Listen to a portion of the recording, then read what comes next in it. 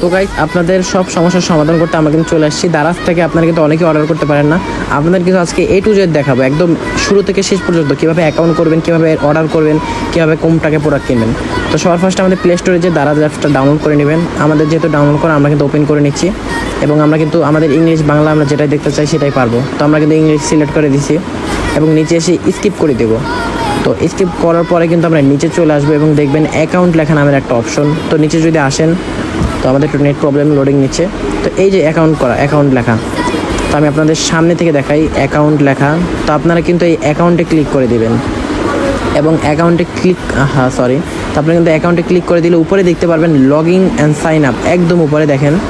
তো এইখানে আমরা কিন্তু ক্লিক করে আমাদের একটা অ্যাকাউন্ট দারাজে ক্রিয়েট করে নিব এবং এই দারাজে কিন্তু আপনার কম টাকায় অনেক প্রোডাক্ট কিনতে পারবেন। তো মাঝে মধ্যে অফার থাকে। তো আমরা কিন্তু গুগল থেকে অ্যাকাউন্টটা করে নিচ্ছি।